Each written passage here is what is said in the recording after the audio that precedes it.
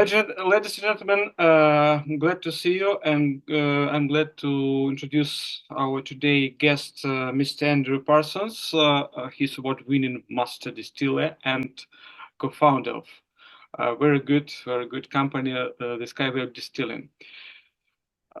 Andrew, could you please briefly describe your company, your business? What's about? Okay. How long are you running this business? So just sure.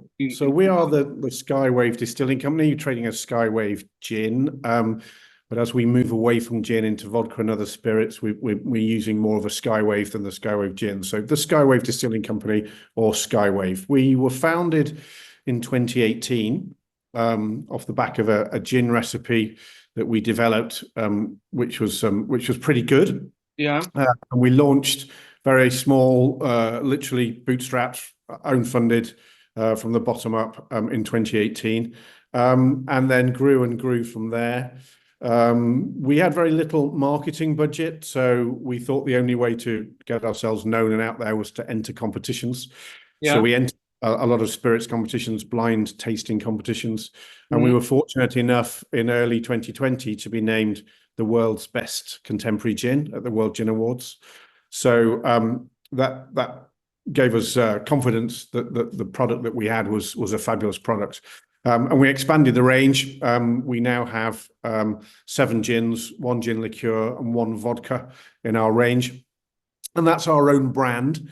So that is the majority of our business and the majority of the revenue. But we also produce bespoke gins for other clients. So a handpicked selection of prestige clients. For example, we include Blen and Palace in our client list. We create and distill 3 gins for Palace. So that's our second revenue stream.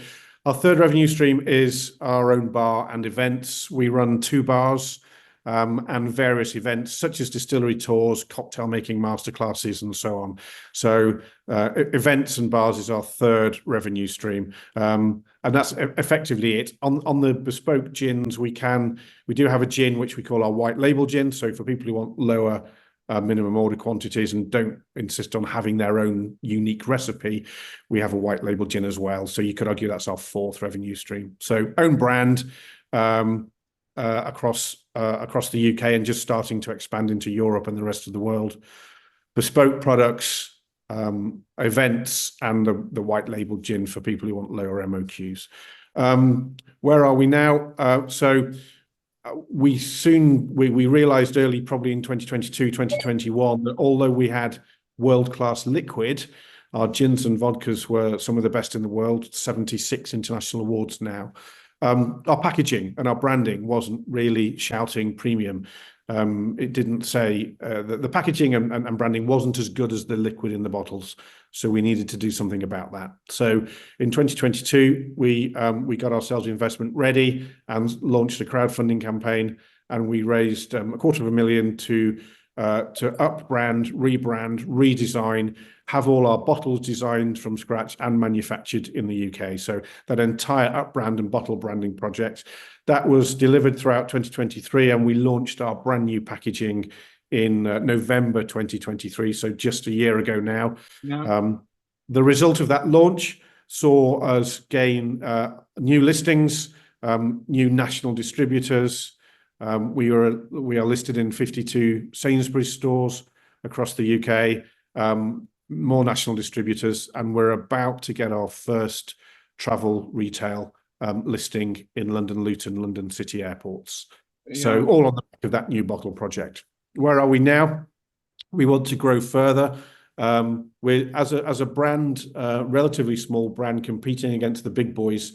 There are 3 things really that will allow us to grow: branding, and we've cracked that with the new bottle and the up brand. Marketing. We need to get ourselves out there into the market. We need to do marketing. How do you do that? Well, it costs money. At the moment, we're not yet profitable enough to fund large marketing campaigns because it's a volume game, it's a volume business. So we need funding for that marketing. So we've just launched a brand new crowdfunding campaign. We're looking for investment. It doesn't have to be crowdfunded. We'll take direct investment. We'll take VC investment or angel investment, any form of investment. And that's what we're doing right now, raising investment for the next stage of growth, funded by marketing and new sales hires. Okay. That's my summary, Dennis. Thank you. Thank you. Quite an impressive story. Andrew, as I understand, you are a COVID survivor, or have you launched it before COVID or after COVID? We're a COVID survivor. We launched in 2018. What's really frustrating is I mentioned that we were named the world's best gin. And that should have opened a lot of doors. That should have opened doors to some of the more premium establishments that we were hoping to get listed in. Unfortunately, that award was on the 28th of February 2020, 3 weeks before the country went into lockdown. So this amazing award was sort of snatched away from us for the COVID period. But we did manage to increase our turnover 400% during COVID, mostly by pivoting to online, all the online platforms, our own website, Amazon, Master of Malt, etc. And we did local deliveries within 5 miles. So we increased our turnover 400%. And it was at that point that we went from a distillery, which we created in a room at the back of our house, into our brand new bespoke distillery. So even in lockdown, in October, November 2020, we were building our new distillery, and we moved into it in January 2020. Really impressive, very, very good. And as I understand, you talked about several revenues, several revenue streams. So you have introduced it one by one within the period. Am I right? Yes. So we started off with our own brand gin. Nobody trusts you to make gin for them until you've got your own credentials. So winning the international awards, particularly the world's best, opens the doors to then creating bespoke gin for the clients. So once we had proven our credentials, we then moved on to that second revenue stream. We realized that people weren't necessarily wanting to pay development costs or hit the relatively high minimum order quantities for a bespoke product. So we created the white label gin at that point for that revenue stream. And then probably about 18 months ago now, we took over our bar premises and were able to start to offer distillery tours, the cocktail masterclasses and other I saw it on your website. So it grew sort of over the last 6 years. We've added each of those revenue streams. Very interesting.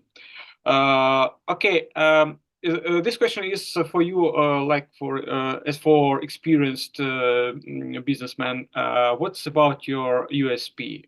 You told you competed with big guys. What is your unique selling point in this competition, in this market? So it's flavor ultimately. So we're creating a beverage product, and we firmly believe that ours tastes better and is better value for money than any of our competitors. And as I said, we've got 76 international awards now. We believe we've got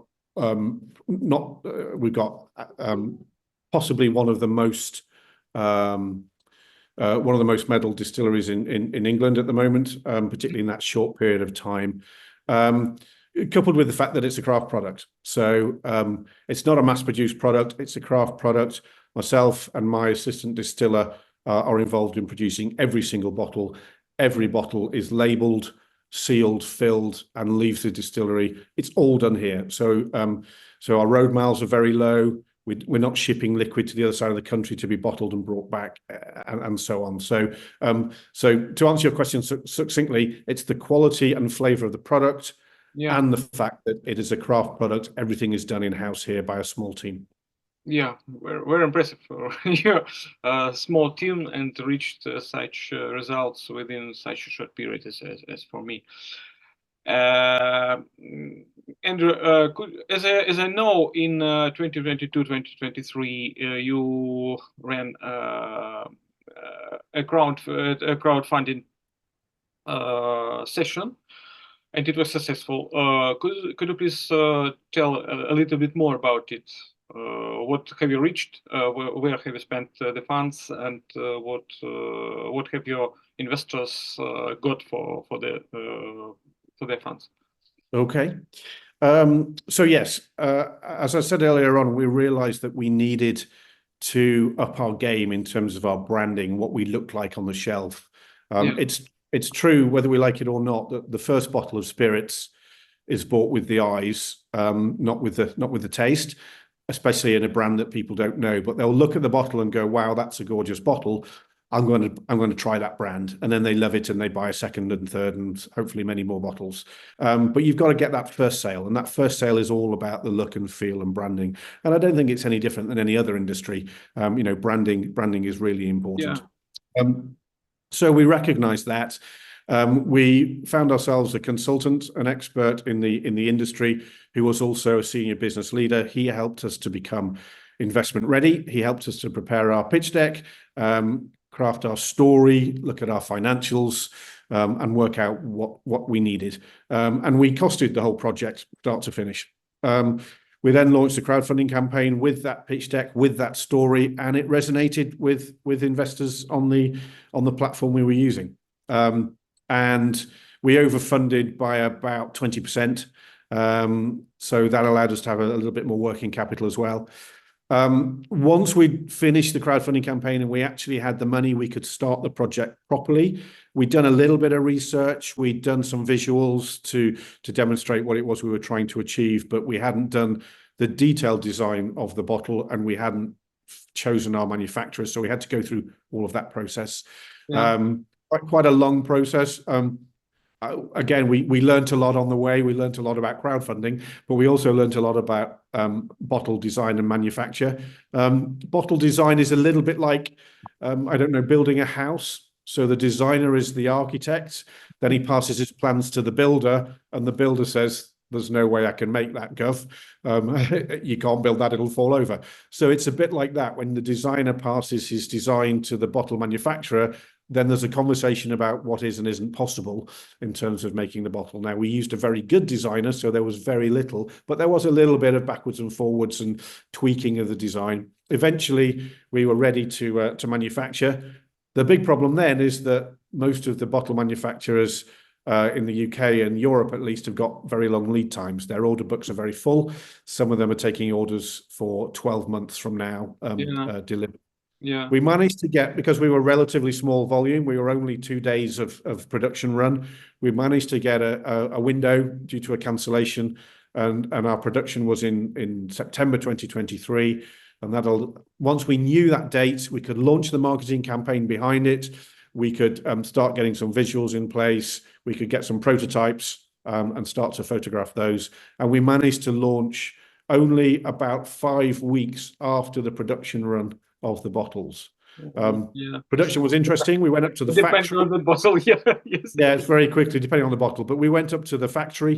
We had a look at the bottles being made. And Rachel, my fellow director, took one look at the first 10,000 bottles and rejected them. She rejected them. She said they weren't good enough. In the bottom of our bottle, it says the Skywave Distilling Company right in the base. And she said, "That's not clear enough. I want them doing again." And they threw 10,000 bottles back into the furnace and started again. So she's very particular, very particular about the detail, and that was very good that she picked that up. But yes, 10,000 bottles were rejected, and then they had to start the run again. So you then asked, so that was very successful. Everything was to time and in budget. In fact, it was about 5 months early, because worst cases, we could have had to wait until January or February 2024 for a production slot. So we were very lucky, and we managed to launch probably about 5 months early and to budget. So the whole project worked very well. We raised in total about 250,000, about 250,000, and that funded the whole thing and the marketing that went with it. Investors there are two benefits for the investors, really. The direct investor perks, and they went from everything from a bottle of gin every month for a year, all the way up to dinner with the founders. We gave, because we're part of what we're about is a sense of adventure. We gave biplane flights to those who so half an hour's flight in a biplane for those who invested sufficiently. we're giving free distillery tours, we're giving free cocktail making masterclasses, all that sort of stuff on a tiered scale. But of course, investors also get the ability to trade their shares on the internal market on the Cedars Republic platform. That's the platform we use to crowdcube. So there is a small shares market on there, and our shares are trading. They're not at the moment because of our new raise, but there have been small numbers of shares have been moving backwards and forwards. So people have been able to buy in and exit since the raise. Yeah. But of course, the return is on our is in 3 to 5 years' time on our exit. So if and when we exit at a profit, then of course they will get a proportion of that profit as they own a proportion of the company. About 15% of the company is currently owned by shareholders, not by myself and my co-director. Yeah. And so of course they would get 15% of any gain on sale or acquisition of the company in 3 to 5 years' time. Yeah. Okay, thank you, Andrew. Thank you for such explanation. But as I know, your company now is generating profit. So are you investing it for the development, or are you sharing it with investors? What could you please specify about? So it's we don't pay dividends at the moment. Yeah. At the moment, it's about reinvesting in the growth of the company. Because we're trying, as I say, we're trying to look for an exit in 3 to 5 years with a growth margin. Then everything's currently being reinvested, and the real benefit to investors will be on that exit. Yeah, understood. And my question is, you talked about current fundraise. You told you need marketing, you need development, and your team is small, so you need to develop faster. Could you please specify what's the reason of the next fundraising session, and what are your future plans? What is company future plans? What do you plan to do? Okay, so the purpose of this current raise is twofold, really. I said that it's all about marketing, and it's to help fund that marketing. At the moment, our profit margin is not sufficient to self-fund the marketing to generate the growth. It's a numbers game. It's a volume game, especially competing against the big boys. And therefore, we have to shout as loud or louder than the big boys to be heard, and to get the place on the shelf. And that requires the funding for the marketing. So that's the first part of it. The second part is that we need sales staff on the ground, particularly in central London. We haven't even tapped central London yet. And we've got sales teams here in Oxfordshire and Gloucestershire. But you can walk down the street in London and hit 5 or 10 outlets in the time that it takes you to hit 2 by driving from one to the other in Oxfordshire or in Gloucestershire. So central London is rich pickings for the kind of premium and ultra premium chains of outlets that we're looking for: bars, restaurants, independent wine merchants, that sort of thing. Place for your products. Yeah. So one or more sales hires in central London is also part of that strategy. Now, sales hires ought to pay for themselves, but for the first 12 to 18 months, they often don't. So it's to help pay for that, and then we'll start to recoup the rewards. So that's our strategy for growth: marketing and more sales hires in the right venues. In addition, once we're starting to see that growth, we're also looking to expand our export markets. We're currently in Europe through a distributor based in Belgium, but we want to go wider in Europe, further into Europe through Germany, Poland, and so on, and also other markets. So the US is untapped. There is definitely growth in white spirits in the US. South America is untapped, and the Far East, including India, is untapped. And all of those markets are seeing the sort of growth in gin and vodka that the UK was seeing in 2013, 2014, 2015. So they've yet to really have their gin booms, and we want to tap into that. Okay. You have very impressive plans to cover a lot of markets.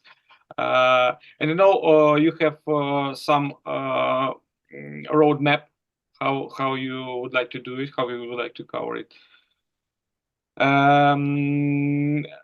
So as I understand, you're a growing business, and sky is so sky is the limit. uh, so maybe the last question is about numbers. Do you have some certain amount to be collected for the next stage, and maybe how much stages, how much fundraising stages do you prefer within which period? Could you please specify about this question? So we'd like to raise an ideal amount would be about 450,000. We'd like to raise that, but actually the project is viable from about 150,000. So so the minimum really is 150k. We'd like to raise up to 450k. We can do more or less within those two margins. 150k will be great for marketing and to reduce some risk of a sales hire in central London. If we get towards the 450k, we can go for an all-out marketing campaign and probably have 2 sales hires with no risk in central London. That's the margin from 150 to 450. Below 150, it's not really a viable project. Up to 450, that would really send us on the trajectory that we're looking for. So it depends. Will your fundraising session will be successful or not? So your plans? Yes, absolutely. I mean, at the moment, so we're on Crowdcube as a crowdfund. At the moment, we have pre-investment and pledges. We haven't yet gone live, but pre-investment and pledges totaling about 220,000. So it looks like it's going to be successful, and probably land somewhere between the 150 and 450. But we'd love for a larger investor or an institutional investor with a 6-figure investment. We'd love to.